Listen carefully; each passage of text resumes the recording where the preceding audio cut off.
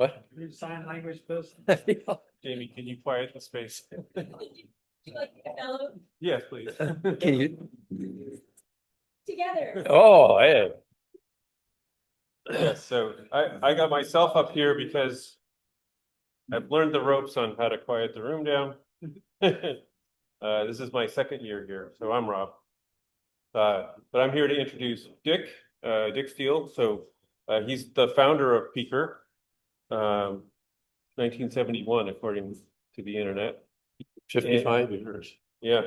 But I guess, let's see. So Dick, originally mechanical and aerospace engineer out of Iowa State, and worked at GM for a while in the electromotive Division. Electromotive Division. Yes. Let's see. So, but started Peaker out of his garage, much like HP in my world, I guess, and which is pretty impressive. But then a longtime student of Dr.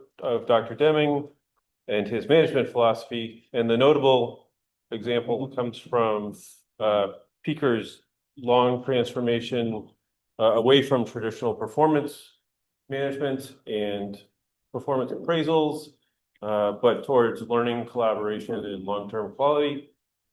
And today you're still on the board of the Deming Institute. No, not the institute. Oh, not the Institute. I got booted off. Oh. So he has good stories. I can definitely confirm that. I love the story that you tell about when you were presenting your ideas on performance appraisal to Dr. Deming. That is impressive in itself. That was To be able to even do that, to have the stomach to do it. But anyway, you're here and speaking today. oh, thank you. So, welcome.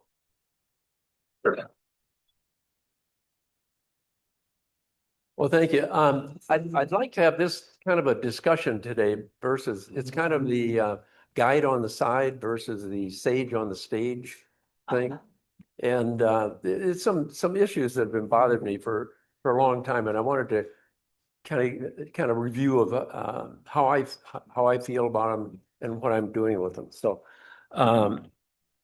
now the presenter notes here are really small, so I'll try and project. Can you hear me in the back? Okay, that's good.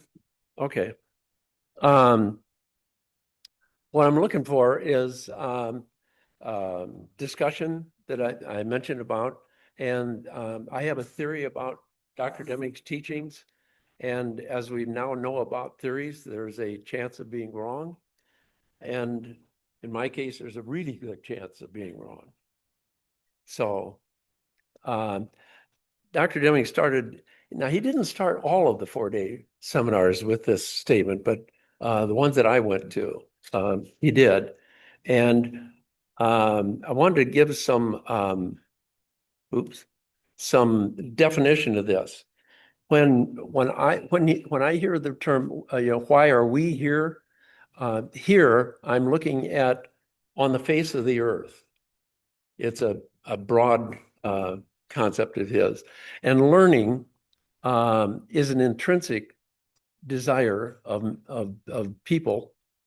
And so that's what I mean by learning here. Fun is to take joy in what you do, so you can learn in order to make a difference while enjoying the ride. So that's kind of it's a little different concept than I've seen other places, but that's kind of the way I understand it. So wanted to explore that a little bit. And then one of the other things is that I want to get into later is the whole idea of values. We were talking about values this morning. That will not come through the system of profound knowledge. You gotta bring that on your own. So that's one of the other concepts I'd like to review a little bit. So let me get into that. Quality. One of the things Ian knows, he's been very patient because I said, what is quality? When we talk about that. Well, this is what Dr. Deming says about quality in chapter 7. The basic problem anywhere is quality. What is quality? Product a product or service possesses quality if it helps someone and enjoys a good, sustainable market. Trade depends on quality. Well, that didn't help. When I went down on the shop floor, and somebody asked me what quality was, that didn't help me. What this is a result of quality, which I obviously I agree with, but it doesn't tell me what quality is. So here was another guy that had a similar issue with quality. Is Dilbert. Can you read that? Remember, quality is our top priority. The question, is it more important than safety? I forgot about that one. Question, is quality more important than obeying the law? Well, probably not. If we could prioritize shareholder value by selling lower quality items, wouldn't we have a fiduciary responsibility to do it? Well, I'm sure it's in the top 4. What if we had to lie to achieve quality? So, this is kind of, and if you don't define it, it can be a problem like that. So anyway, I got into, when I use the term quality, it's essentially coming straight out of a dictionary. And the dictionary says something like, definition of quality is pretty much right out of the dictionary. Quality is assessment or a characteristic normally in comparison with something else. And that to me is it to start with here. Quality is determined by the producer. Quality is independent of the customer. And that's part of the discussion I would like to have. The next slide goes on with that a little bit. The customer is very interested in value. And to me, that's the difference in what we're talking about here. So when you attach a dollar sign to an item, then you have value, good, bad, or something in between. And they say value. Well, no, the value the quality didn't change. The value changes like crazy. Once the product is made, pretty much doesn't change, but value does. Value changes a lot. Rob Roden wrote a book called Free, Perfect, and Now. And if you assume that perfect includes innovation and stuff like that sums it up pretty well, I think, from in terms of the customer. And obviously a customer is pretty damned important in this whole thing if you want to stay in business, unless you're independently wealthy. So an example of this, I want to see how my new saw cuts wood. So I have the old Oopa when they were building the Ark, the Oopa. And you cut a piece of wood, and you cut a lot of pieces of wood, and you get a distribution like this of the different lengths of wood, and they will always vary. Dr. Emmerich says this variation will always be. That also, to me, represents your knowledge of cutting wood with that system that you just used. And why that is so important is you can now see what your knowledge is. And so if you decide to do a PDSA on something like this, I want to reduce the variation in the length of pieces of wood. PDSA, study how metal goes through wood. You study the whole science of cutting. That's why it's a Plan, Do, Study Act versus a Plan, Do, Check Act. I have nothing wrong with Plan, Do, Check Act. It's just you're not doing the same thing. So you experiment with a way to improve the cut of the board. In other words, you're gaining knowledge with the whole thing. And then you come up with, okay, I'll try something else, like a sliding compound miter saw. I don't know if you've ever used one, but boy, can you cut wood precisely with that. But all that means is here, you got more knowledge. and that shows the knowledge. And that's really helpful for me to say, okay, I learned something here. You might be fooling yourself. You never know about that too. But the advantages of this would be a different distribution. In most cases, a smaller distribution. The disadvantages of cost. It costs more to buy one of these things than it did the handsaw. So you have choices with that.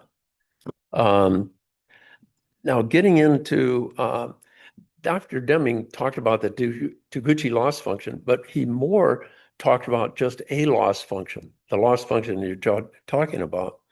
So to get a little bit of the foundation of this whole thing, wanted to talk about a symmetrical loss function. This is kind of what it is. You have, this is not lost to society. This is lost to your, whatever you want to do here. And so you have some measurable characteristic around here and loss up the side. And it's about the same. If you get away from the minimum loss point, you add loss to the product. Now, doesn't have to be symmetrical. It doesn't have to be anything. It can be a series of lines, whatever. But you can see you can get much more further out this direction without a lot of loss on the whole thing. So I made up a little, I think, cutest little car. Now, if nothing else, you get out of this presentation, cute car, But and that's a car from the center line of where you're supposed to be is what that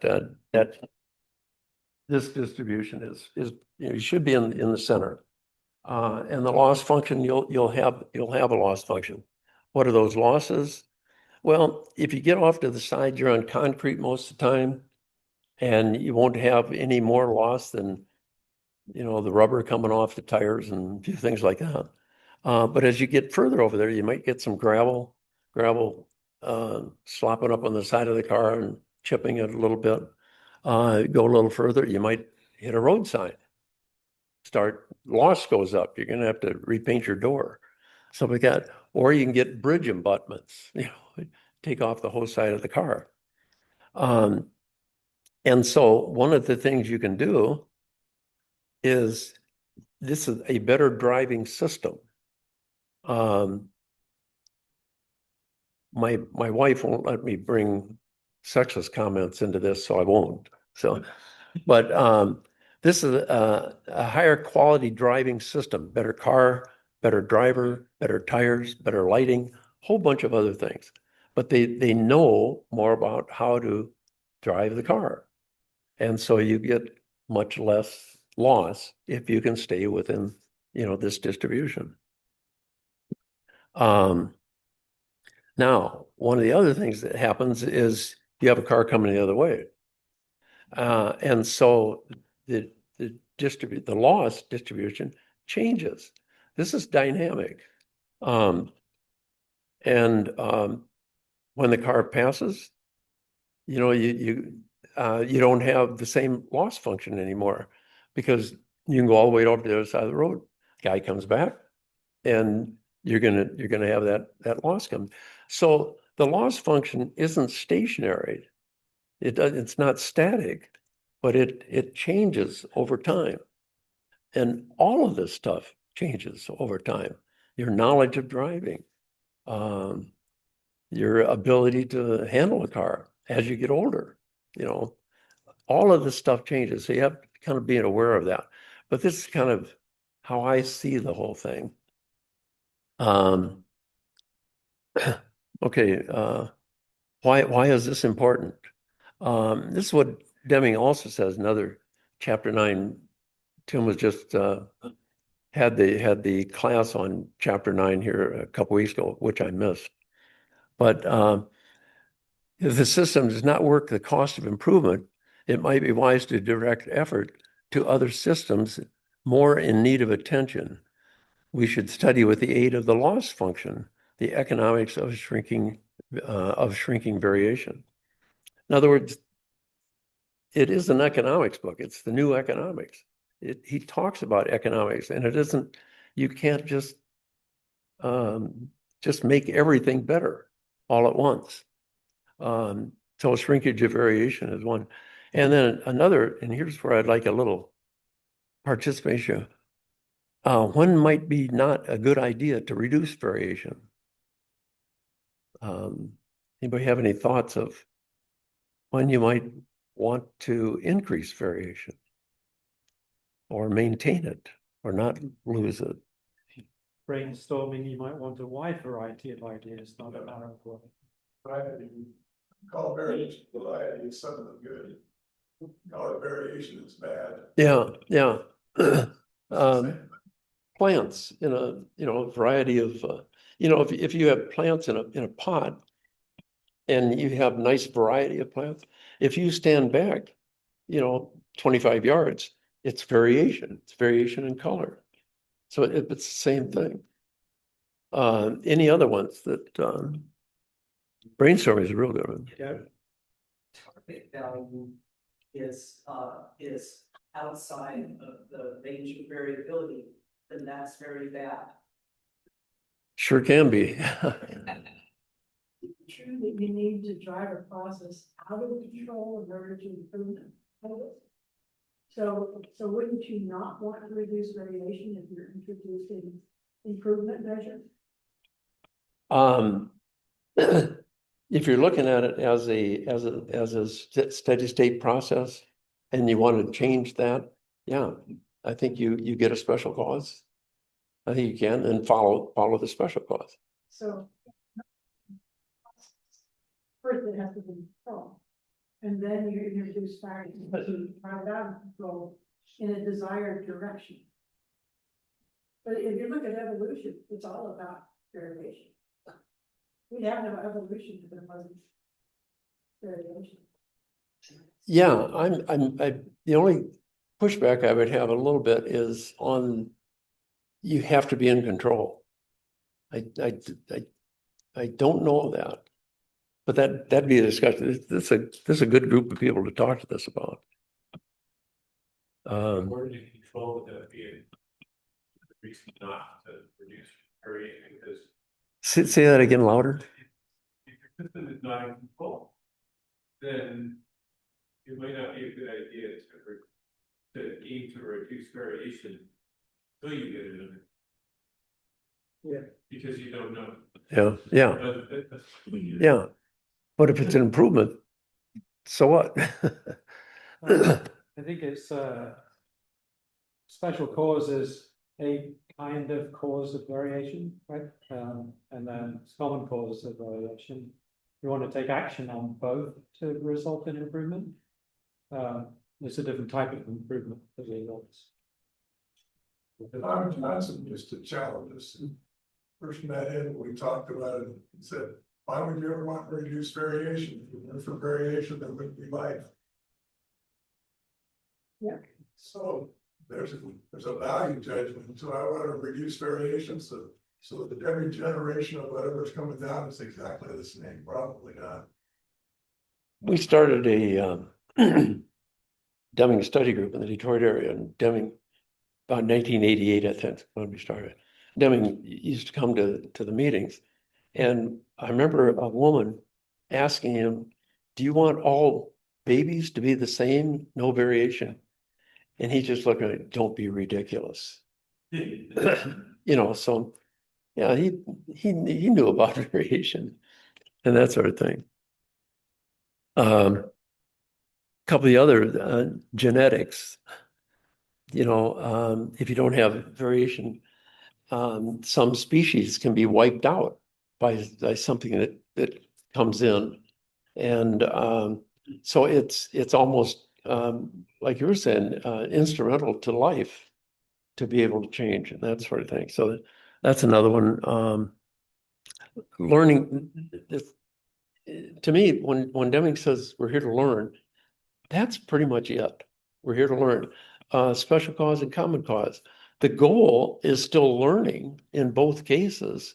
It's Brian Joyner once told me, he said he didn't, but I swear he did. that it's an efficient way to learn. You don't go off on a tangent. You can get down to something. So, but the goal is still learning. Everything here that I'm presenting here has to do with learning. Say again? Sound? Yeah. Music? Music in general? Flavor, and eat lunch, so everything tasted the same. There was no variation, it could be pretty. Yeah. You need to have to reduce variation. When I interviewed Ron Long, he was adamant that the system needs to be in control before you reduce the variation in the evaluating. That doesn't really make sense because you're acting on it. I think what he meant was you have to first understand the ability of the system before you act to reduce the variation. In other words, how long do you wait?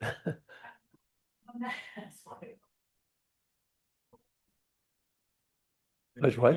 That was like the feature of special cause variations can result in reduced variation.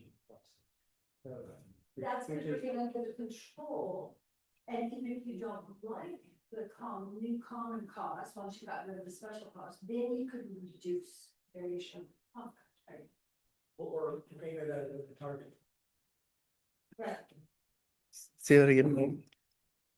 In addition to just reducing variation, reduce with different average, which has better loss. The mean. And frankly, it's a lot easier. Center of the process than reduce the variation. Yeah. I was thinking about the last one there, it kind of goes back to the target value. One supplier there was a certain amount of variation in the welds, but that particular weld process produced a geometry that was just, it was just way outside of what we wanted. So we changed from gas tungsten arc welding to laser welding, and the process inherently produces a weld of just exactly the geometry that we want. So by trying something different, by going a different process rather than by trying to twist that other process into what we wanted, we really, it was much easier to get there. So trying something different and soft at its station. But that has to do with learning. Yeah. And that's what Deming, I think that's Deming's main message, if not only message, is learn. And then he has a bunch of just, inhuman ways of learning and how it helps you learn. But those are all guides to, it doesn't tell you what you're going to learn. He assumes we'll act accordingly. Pardon? And he assumes we'll act accordingly. Well, I don't know, assumes or hopes. Oh, yeah. Yeah. The theme of this forum, curiosity and creativity kind of goes hand in my mind with curiosity. And we've also touched upon intentional failure to gain knowledge and learn. But what I don't understand is how we distinguish curiosity or creativity or failure that results in process improvement or reduction of variation, perhaps not interchangeable, impossible outcomes, from what Deming vilified as tampering with the process. How do we distinguish those? So that's why we were talking about, I think as a group, doesn't the process have to be in control in order for us to improve it? Well, how do you ever get to an acceptable level of variation, that being the process is predictable and therefore in control, if we can't introduce factors that improve the control of the process or reduce the variation? What did Dr. Deming say about that type of an issue? I don't think he said anything about it. Yeah, yeah, those are kind of the special situations where he said, this is how you can learn. Now you go and decide what you're gonna do with it. I know Endorsed the idea of, he supports it. Yeah, he supports a lot of these ideas, but he won't say do this or do that. yeah, I remember somebody from GM was talking about one time that they were very upset when he passed away because they said he didn't tell us what to do. I said, yeah, that's right. And that, Works out of helping expose you to ideas and allow you to look at the world differently. And it leaves it up to you to act. You can do nothing, you can go do something, not telling you. And every transformation of an organization, every one of them that's ever done is different. Yeah. And the question, I remember wondering about John for someone too, that the wristband that said, what would Debbie do? So the question is, what are you gonna do with your knowledge? Debbie's not here. yeah, and he didn't tell you, you know, if you look and see what types of companies Deming was interested in or worked with, which ones he didn't, particularly the companies that he wouldn't work with. There are, learning. yeah, he worked with everybody that supplied jobs. He was interested in supplying jobs, but he did it through a change in learning. And that's what makes it powerful. But it's not more than that. That's kind of my point. You can't ascribe to somebody that that didn't participate in it. That's why he talked about people that first said, I've never run a company, you know, and stuff like that. But I can teach you how to learn. So well, anyway, that trying. Oh, and then the other thing with Bill isn't in here, is he talked about managing variation. And there's a ton of variation in a company, you want it or not. And so it has to be managed. You have to kind of guide how this stuff is working. And this is the balance, keeping learning increasing throughout the company, and focusing it. That's why there's a name to an organization. So you can kind of focus on what you're doing. I think it's important to get managed, but managing has its downside too. You can overmanage, you know, stuff like that. So it's a fine line. It's kind of an interesting thing to think about in terms of managing people, right? There's kind of one traditional approach in managing people and saying, well, we have a department full of people all doing the same thing. We should rank and rate them, should evaluate them all to consistent criteria, establish criteria for whatever it is that's supposed to be some performance for everybody in the department. Underlying that is trying to make everybody the same. Mhm. As in contrast to saying we have a bunch of people who are all different interests, different capabilities, and so on. We have a variety of needs that need to be filled. How do we best match capabilities and interests with needs? There's, you know, the thing is just inherently more productive. Yeah. approach. One of the things when I was CEO before him, we've only had 2 CEOs in 55 years. It's a pretty stable company. But had a situation that came up where somebody stole a tool from one of the other guys and somebody found it. And so I had to let the guy go. Now, that's a failure on my part because I didn't know enough to prevent that in some fashion. So, you know, and it was a knowledge problem. And this is how I dealt with it. And that just means, okay, that's a one-off. That's how I dealt with it. But my big concern was not the guy that left, but everybody else in the company. What did they feel? Was that fair to somebody? And And I think everybody thought that was fair, that the guy had to go. But that's just because that's where we were as a learning organization. Wasn't right or wrong. It just that's happened to be what it was.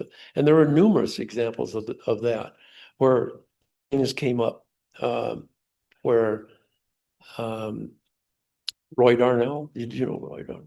Oh, he was the guy that did a lot more talking than working. And we'd have stand-up meetings out in the shop. And pretty soon one guy would pick up a roll of duct tape and throw it to another guy, and then he'd throw it to another guy. Like, if you don't shut up, we're gonna put duct tape around your head. And so that, that was the way the guys talked to him. But I said, Roy said, come on, a nice guy, real nice guy, two little girls and stuff like that. I said, Roy, I said, it doesn't feel like you're happy here. What would you like to do? So I want to work for Northwest Airlines. Bad choice. No, there is no more Northwest Airlines. But anyway, I said, well, go on and see if you can get a job. If you'd be happier doing that. He came back and he said, yeah, they'll hire me, but they don't have any insurance. I can't get any insurance on my family for 6 months. I said, well, we'll pay for your insurance. And so he left. Everybody was happy, especially the guys who were left. They were real happy about that because, he was a good productive worker for Northwest Airlines, I assume. And now he's a handyman or something in Brighton in the town. And we're friends. And so to me, that was a kind of a win-win for him. But he hired in, and we held him for quite a while. Was that that's where the learning was at that time. So something, this is the managing part of the variation that's pretty difficult. Then the other concept I want to delve into a little bit was this idea of a lens. And the lens is how you see the world. And it isn't just sight, but it's sound and touch, hearing, taste, everything comes through this lens. And this lens has 4 elements in it. And these elements change all the time as you learn more about them. Systems. And what I have here is kind of a list of a couple of folks that I have learned from, but this list goes forever. And it isn't, like I have Ed Baker's name on the system thing. He has a lot of other, he had, a lot of other inputs on the different types of lens. And the lens just keep getting polished and polished as you look on this. Some other folks, Peter Schultes, we were talking about Peter this morning. And I think he's got a couple books over here too. Alfie Kohn and Daniel Pink, and a list of other folks there too that I don't have. But and then understanding variation. And I have intentionally left out half the people in this room that I've learned from because I'm going to miss somebody. So these are some of the the noted people, but they're all interdependent. As you read a new book, this is your lens too. This isn't a generic lens. This is yours. What you've read, the exposure to all these other issues that have come up and people that have come up, and you read a new book and you got a new lens. And but the idea that you're looking through these 4 elements, and they are interdependent, will help you. I think it helps you get a better view, an understanding of the world around you. And that to me, that was a revelation when I saw that, And then the other thing that is I need some feedback on this. The values that you have going into a company or going into life, the values do not come from the system of profound knowledge. And, it took me a long time to realize that. I thought Deming was giving you a way of life, but no, yeah, you're going to do that on your own. And I don't know yeah, Robbie? Basically, what I love, and I should, what I love about, I love this slide, I can get a copy of that, because what I teach my students is that the system of profound knowledge is a genuine systems approach to understanding systems. So much of systems theory approaches use a linear lens epistemologically to investigate systems. This one is genuinely a multidisciplinary perspective of different systems that are synthesized in common.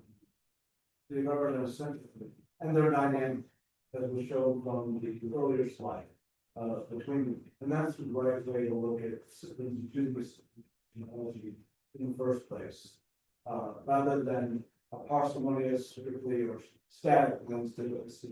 That's what I love about this epistemology, different perspectives, different lenses. To the values thing, that's the thing I'm really interested in. How much of it is nature and nurture? The values, the ethics, the do no harm. In fact, Pauline just said, I would just add to the, we're here to have fun and learn and make a difference and do no harm. And that speaks to the ethics values. Yeah. This goes back to, Yeah, I think the values part is an interaction of our neurology and from our sentiments. I would do the work to add that values piece into this. Share the paper. People. yeah, this goes back to learn, have fun, and make a difference. Yeah. Deming is learning. The having fun is feeling proud about what you're doing. Working with other people, you have to have other people to feel proud, I think. It goes back to literature on economic policy. Okay, so economics, traditional economics will tell you how markets work. They can explain what markets do, but not why. Why is it entrepreneurs take action? What keeps them, even though they experience loss after loss and continue to learn, and they enjoy the process, not always, but ultimately get to a point of successes? What is that passion? What is that? Why does that happen? That's the extract of action that I think needs to go within this. Didn't say anything. Everybody wins. Say that again? Didn't say anything. That everyone wins. Because that's a value to me. Yeah. It talks about if you're trying to negotiate something with a customer, supplier, employee, after the negotiation, everybody involved ought to be better off than they were before. So if they're not all better off than they were before, there's no point in doing whatever you did. Yeah.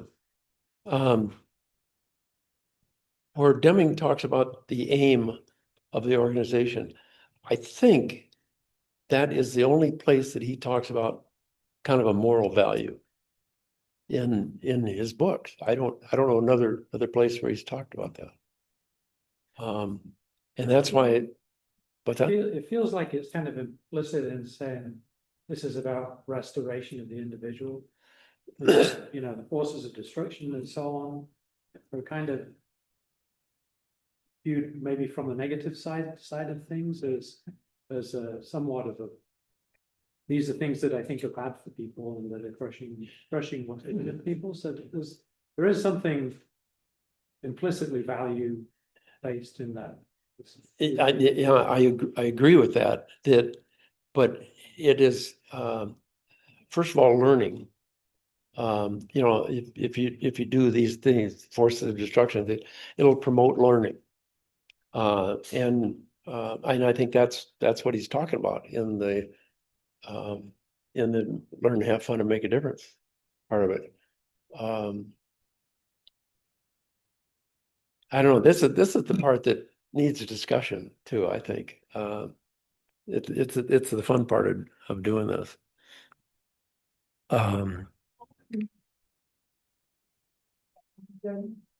What's that?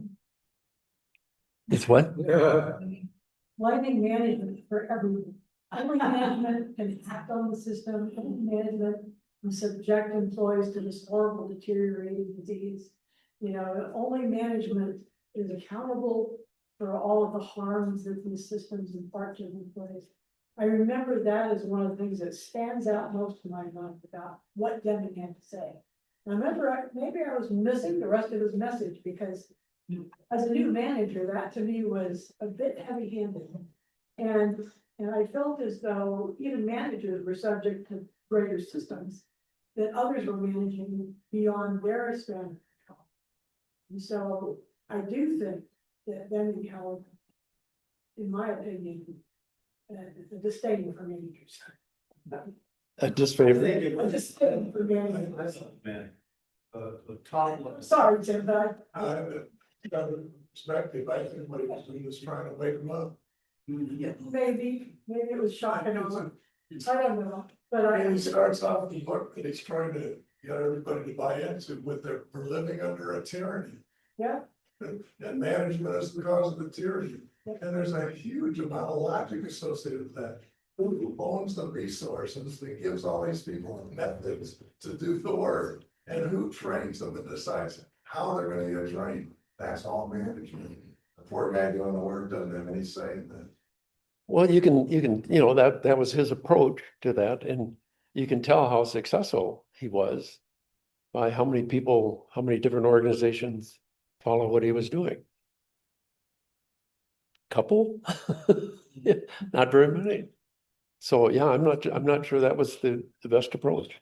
It was his approach. He had a lot of people following him for a long period of time. I don't know.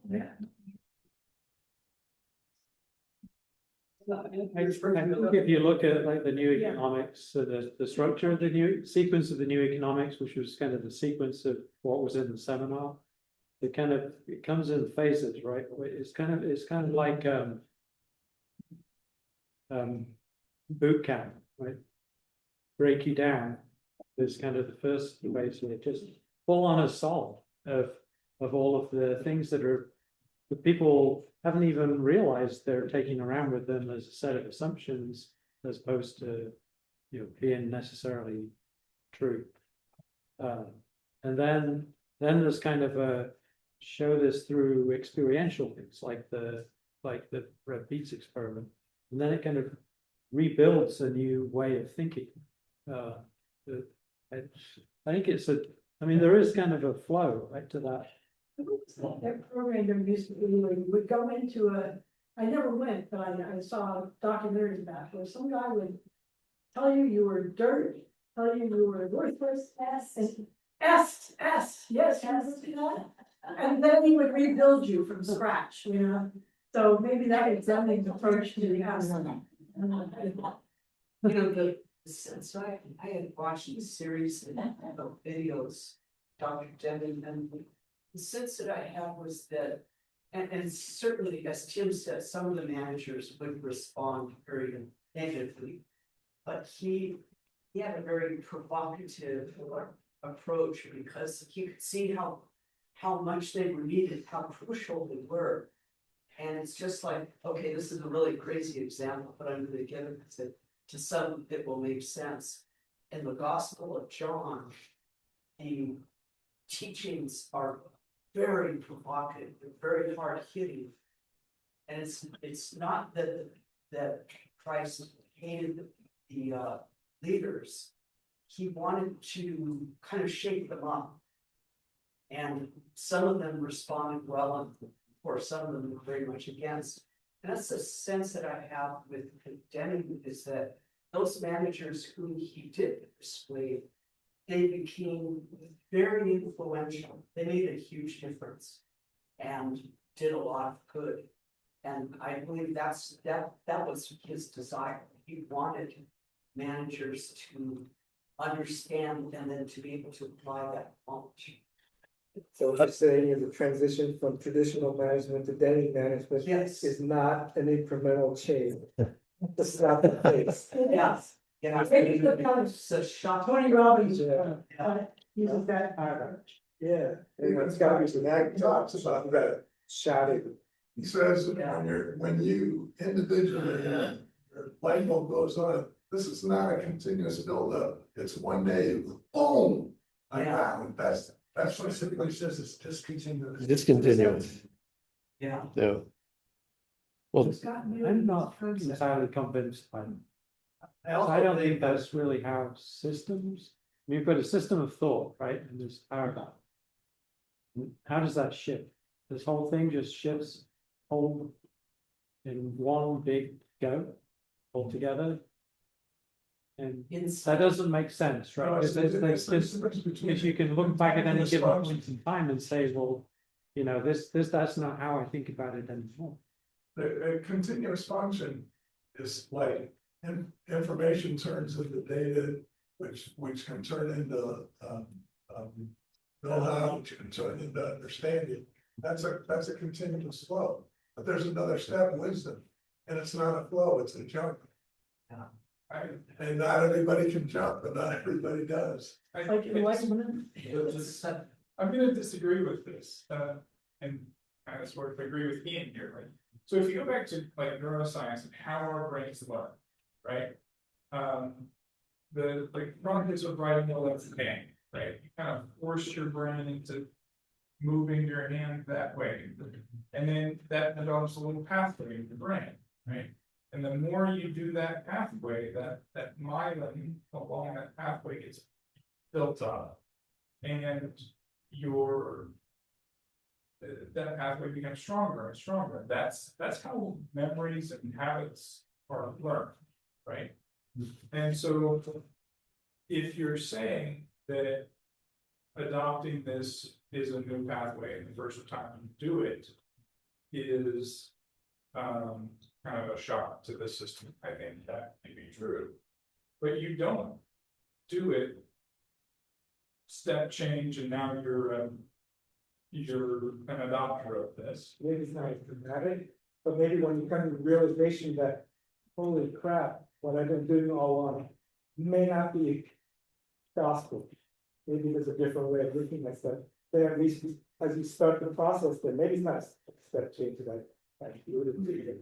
Maybe it's an incremental thing where once you accept the fact that the existing set of what you think of management rules may not be right, once you can start challenging yourself, challenge those things and start looking for other ways, and then you start saying, oh, you know what? Then in philosophy compared to what I was doing before, I like this better. What I was doing before, it seemed like it was working, but if I look at it from this perspective, maybe it wasn't as good as it could have been. So I think like you just being able to challenge that, and by challenging that, you go piece by piece. But until I have that realization, and that might be a step change, that what used to be gospel is now just a theory that's going to be slowly getting from. But without that step change, this that attitude change toward the existing framework, you're just going to continue to do everything because what Denny would call theory, what you might consider to be law, turns out to be not so good. Yeah, he talks about that, and he says, the job of your light bulb was on is to help other people pull away from the old ideas and adopt the new ones without feeling guilty. They only knew what they knew. They didn't know about this. You don't know about it, you can't be expected. Yeah, you can't know what you don't know. I think there's two types of transformation, maybe that people came away from going to the first 4-day seminar saying they had this transformative experience. And when you look at all of the knowledge that's there in the system of profound knowledge, and say, you know, can you take that all on board and understand it and say, okay, take all this other junk out of my brain and rewire it this way and have this transformative. The logic piece of it, so that just never makes sense to me. I think it's more like a religious conversion. It's not that, right? But I think there's an emotional connection that people made there that was, I want to be part of this. Well, they had metanoia, you know, that they took the, All of a sudden, all your life, you think, well, space is just this, it is just this fixed set of dimensions, and all of a sudden, general relativity comes along and there's this flash of insight. It's like a conversion of the way in which you're thinking about the underlying fact of reality. And I think that's kind of a good analogy for that transformation that Tim's describing. hang on just a minute, Robbie's about to explode back here. Just, was trying to think about how to reconcile the two perspectives of incremental change in thought versus kind of, revelational on the spot kind of transformation. And probably one of the most convincing for me philosophers on paradigm science is Thomas Kuhn. And Thomas Kuhn said that you have the accretion of anomalies, right? They're constantly challenging the dominant way of thinking, both in your own mental model, maybe in a shared mental model. And so accretion of anomalies over time is actually working on you. And then you experience some cataclysmic event or some dramatic shift that fundamentally change your way of thinking about the way you thought the world worked. And then you change by either some revelation or some new data. The Soviet Union should have been predicted by the Soviet economists with all the data they had, and they did. They even doubled down. They kept on doing what they were doing, but it really took a fundamental actual crisis for them to get them to change their mind. So I think it's both. I think it's interactive. I think there's the appreciation of the anomalies and the experience of those anomalies. Sometimes we see them, sometimes we don't. And then there is the big bang that happens that causes us to, we can no longer ignore those anomalies. We now have to search for something other, because this experience is either too painful or so inexplicable by the existing way of thinking, which we change to something else. And it's very interesting when I listen to different people that have tried to adopt Deming to the organization itself, Paul Marsh and so forth. It seems like it came out of a place first of exasperation of this existing way of thought is not working, but there has to be some better way. But it was born out of first the need to discover something else, or the openness to open the mind to be open to an alternative fundamental way, which for me is what the Deming philosophy is. I just want to offer a different opinion. I think Deming is an AK-47.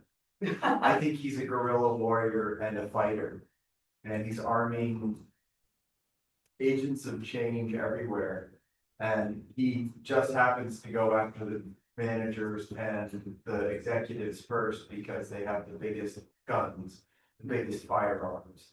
But Deming is really trying to start a revolution. I think we can intellectualize this. It was very intellectual. We can intellectualize it, but I think that if it's continued, you would have added in the social, psychosocial, you know, added more brain research in as keep the level. Because to me, you follow it, you do the incremental changes, but you're intellectualizing the proof because you're skeptical. But what I think the aha becomes the big sea change is when you realize that the emotional side, we're all terribly emotional. We're anxious, we're fearful, whether we're leaders, afraid of our power loss, or whether it doesn't matter. And the second you really get it, that's when the emotional tension drops because you're free.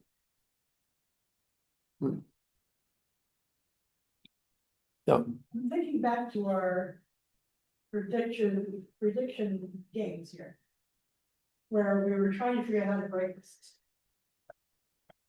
And what was Deming doing is not trying to break the system.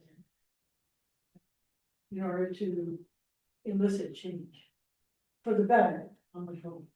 But I think along the lines of what you're saying is that, you know, if we look at the mission we're on here to, you know, learn, have fun and make a difference, if we look at that, I would imagine the place at which people are willing to change doesn't involve too much learning, too much fun, or even caring whether or not one's making a difference. It's about survival.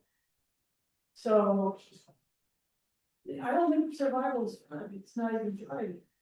You know, it's subsistence strategy. So I'm wondering how his approach with management in sharing his system of profound knowledge actually supports its adoption. I don't think it did. Maybe at a lower level in the organization, you could cause the change. And maybe that's why it's not as widespread in its adoption as perhaps many of us would like to see it be. I'd like to share one personal story. It has to do with who I mentioned earlier, Tony Robbins. How many of you here have ever been exposed to Tony Robbins teaching? I was in the 30-day. The what? I was in the 30-day program. I went to their business mastery. That was my first one, but I was in the tapes. Tony Robbins is supposedly a success coach. Personal success, business success, whatever. And I went to his business mastery program, which was, I think, 4 days in Las Vegas. And I spent like $8,000 to go to this program. For me, that was a ton of money. Okay, a ton. And I was looking for him to help me create a successful business. Well, when I got there, I went to what I normally go to a webinar, was the breakfast room. You know, and started interacting with the other attendees. I found out that you weren't eligible to partake of the breakfast room unless you were a platinum member of the Tony Robbins, which was a minimum $25,000 investment. The rest of us all have to go pay $10 for a bagel, right? We got the cheap seats, the nosebleed seats. Then they rolled out all of this obnoxious, loud music, and we're doing the, you know, stop, clap, left behind in kindergarten. It was just irritating and assault on my senses. And the message that he was giving is that you have to break your pattern of losing in order to win. And I never really viewed it as a win-lose proposition. I just wanted to try. Yeah. Well, you know, to say the least, I ended up hating the teachings of a man I just loved. Yeah. Before that, and I was just listening to this carefully, you know, curated tapes, because in person, this guy was just absolutely awful. And I think that my concern is that, you know, blaming management for a lot of the ills of business today may be appropriate, but it's not going to get us where we need to be as a society. I think we need to create the opportunity for change that supports the mission you've got here of, you know, learning, having fun, and making a difference. I don't see what's been rolled out so far as being fun or something I necessarily enjoy learning. And I certainly don't see it making a difference that I think we need. Maybe big guns are necessary. I got when Dick into the, you know, the attack on management or was inferred that was what was implied. I think top management and not all management is what was pointed at, because they can so easily abdicate their total responsibility. You know, they can not do anything and pass judgment over everything else and maybe everybody else's fault. Well, And apparently that's okay. I agree with you, and I'll take it a step further. And I think the division between massive amounts of wealth and therefore power and the average human being on this planet is a parallel to that. Only it's been taken to an extreme now, and it didn't take very long for that to happen. So if we want to elicit a change that favors continually improving quality of life for the other human being we share this planet with, I don't think the Deming approach is going to get us there. I'm looking for a way to reap the benefits of what he had to share at the worker level and still challenge the status quo adequately to avoid them simply crushing me under the heel of their foot. So that's where I'm at on this. I'm looking for ways to bridge that gap so that somehow I can elicit that change. Something like enlightened self-interest or something like that. You know, but that doesn't come from Deming, and don't look for it in Deming. You know, I don't think. Pardon? I never found it in Deming, but I've found it often in conversations. You will, and that was one of the reasons I wanted to talk about this today. Exactly. Because I think we're putting much too big of a burden on Deming when he's talking about learning. But he does talk about having fun while you're doing this, or bringing joy to your life while doing this. Yeah. And I think they can help me elicit change. If you have something to say, had your hand up for the last 10 minutes, yeah. Oh, yeah. I would just say that, like, I don't know, I'm taking like political science classes, political science major, whatever, and I just like found a lot of correlation between, I don't know, it just popped in my mind, between Henry Kissinger and he has a book, World Order, whatever is that, and like technically there he says that world leaders are responsible for success or like something like that, for the downfall of the country. For example, world leaders are making, like, or country leaders, they're making decision on whether to go to the war or something like that. And he says so that if war happens, it's a failure, and it's a failure of a leader. So maybe I don't know, like taking these two perspectives, maybe them trying to like point out that just managers have bigger say, bigger influence in the organization. Maybe like he's trying to deliver to them the message that they carry more responsibility, and not necessarily that they're doing that job, but the most of the things is going through them. And it's just like the way he was trying to make them realize that they have just more responsibility in them. Well, he had, the top leader in the company will have a lot more influence than anybody else would. In his later life, he would only work with the top leaders of a company. He made an exception to Ford Motor Company. I guess he worked with the president instead of the chairman of the board or something, which was probably a mistake, because the board was the family and they lived on dividends. So they weren't very. Time's up, Dick. No.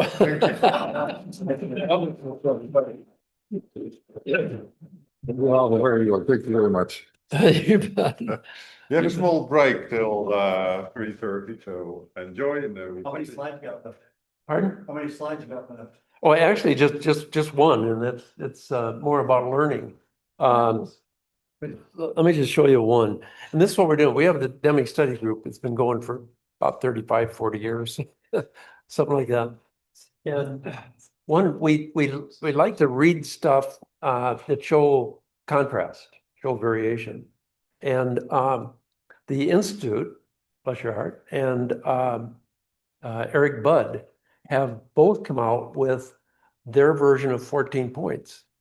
And so we're looking at that right now. We're doing a comparison between the two, and the fact that you have a comparison, you can learn from that. And that's just a lot of fun. I think have good time with it. What's that? What a real contrast with Kelly Johnson's rules of management. I don't know what 14 Yeah, we're seeing a lot of Perry Johnson in Michigan now. So, so maybe we can look at his too. But that, we're reading books. I think some great books, really good books, but they're subtle differences, and that's a good learning process, I think. So that's what we're doing. Well, thank you.